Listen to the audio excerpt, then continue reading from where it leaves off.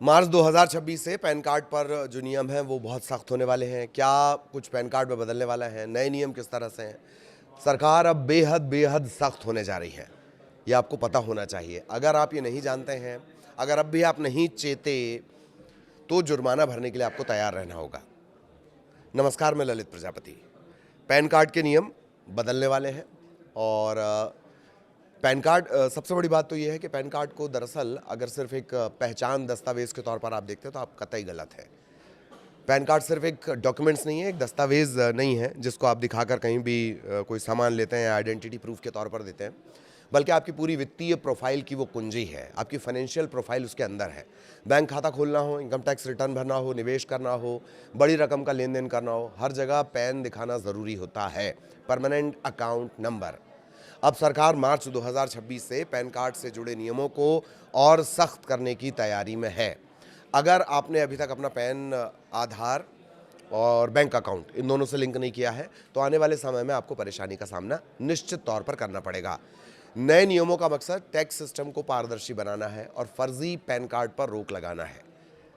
मार्च से क्या कुछ बदलने जा रहा है वो जान लीजिए। मार्च 2026 से पैन कार्ड से जुड़े नियमों को सख्ती से लागू किया जाएगा, बहुत सख्ती से लागू किया जाएगा। बार बार हम लोग ये बताते हैं कि सख्ती होगी, लेकिन इस बार पक्का सख्ती होगी।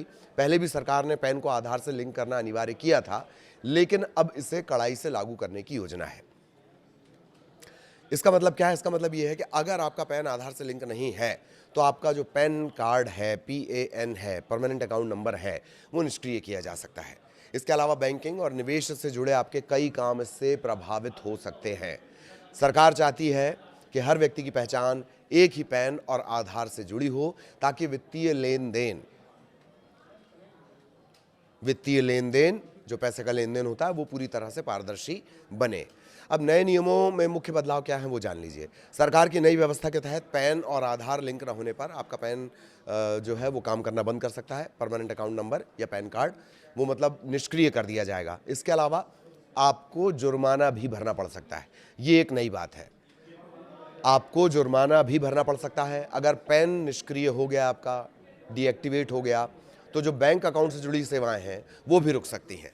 इसके अलावा टैक्स रिटर्न फाइल करने में भी परेशानी आएगी और निवेश, लोन लेने या फिर जहां पर भी उसका इस्तेमाल होता है, जहां पर भी उस नंबर को एक्सेस किया जाता है, वो काम सारे आपके अटक सकते हैं और उससे जुड़े काम भी अटक सकते हैं। जहां जहां आपने वो आइडेंटिटी प्रूफ के तौर पर लगाया होगा, जहां जहां आपने वो नंबर अपना मेंशन किया होगा, अगर वहां पर वो डीएक्टिवेट दिखाएगा तो आपका जो जुड़ा हुआ अकाउंट है वो भी अटक जाएगा।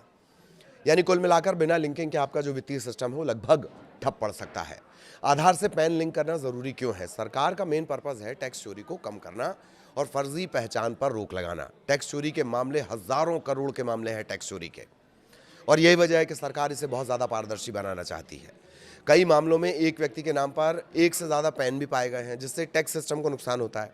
आधार से लिंक होने पर आपका बायोमेट्रिक पहचान के आधार पर यह सुनिश्चित हो जाएगा कि आपके पास सिर्फ एक ही वैध पैन है।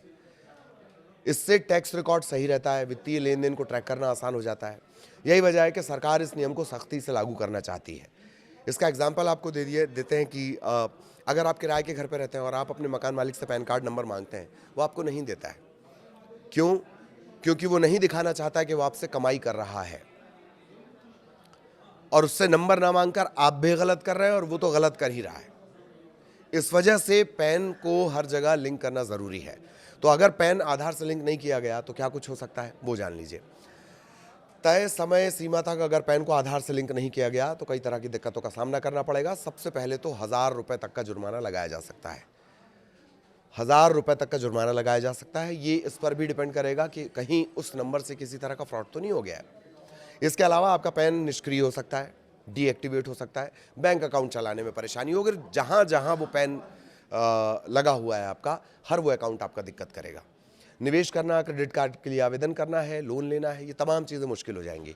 ITR फाइल करना भी संभव नहीं रहेगा। यानी एक छोटी सी प्रोसेस ना करने पर आपकी जो पूरी वित्तीय गतिविधियां हैं, आपका जो प्रोफाइल है वो प्रभावित होगा। प्रभावित से ज़्यादा बेहतर है कि वो बाधित हो जाएगा। पैन को आधार से लिंक करना बहुत आसान है, अब तक आपने अगर पैन और आधार को लिंक नहीं किया तो बहुत ईजी इसकी प्रोसेस है। आयकर विभाग की जो आधिकारिक वेबसाइट है उस पर आपको जाना है, वहाँ जाकर आप लिंकिंग कर सकते हैं।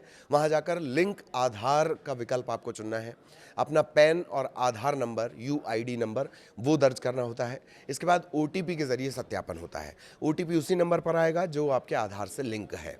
OTP के ज़रिए सत्यापन होगा और आपका जो लिंकिंग का प्रोसेस है वो पूरा हुआ, इसका एक मैसेज आपको मिल जाएगा। तो पूरी जो ये प्रोसेस है वो कुछ मिनटों में हो जाती है और आप जो तमाम तरह की परेशानियां, भविष्य की परेशानियां, जुर्माने की परेशानियां हैं, उनसे तुरंत बच सकते हैं। किन लोगों को बहुत ध्यान देने की ज़रूरत है, अगर आपका पैन अभी तक आधार से लिंक नहीं है तो आपको तुरंत कार्रवाई करनी चाहिए। जिन लोगों के पास एक से ज़्यादा बैंक अकाउंट है या कई वो वित्तीय लेन देन करते हैं, लेन देन बहुत ज़्यादा उनके अकाउंट से होता है, उन्हें तो खास ध्यान रखना है। नए नौकरी पेशा लोग, फ्रीलांसर और बिजनेस करने वाले व्यक्तियों के लिए ये बहुत ज़्यादा ज़रूरी है क्योंकि उनका वित्तीय रिकॉर्ड लगातार अपडेट होता रहता है। सैलरीड नहीं भी है लेकिन फ्रीलांसर काम कर रहे हैं, कभी कुछ पैसा मिल रहा है, कभी कुछ पैसा मिल रहा है, वो अपडेट होते रहना चाहिए। अगर आप इन तमाम कैटेगरीज में आते हैं तो लिंकिंग में देरी करना आपको भारी पड़ सकता है। मार्च 2026 से लागू होने वाले पैन कार्ड के नए नियमों को हल्के में लेना सही नहीं होगा।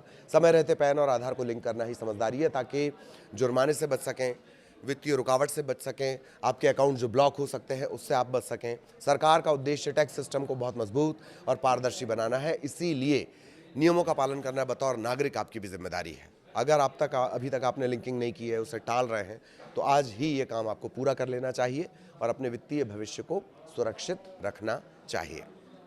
नमस्कार।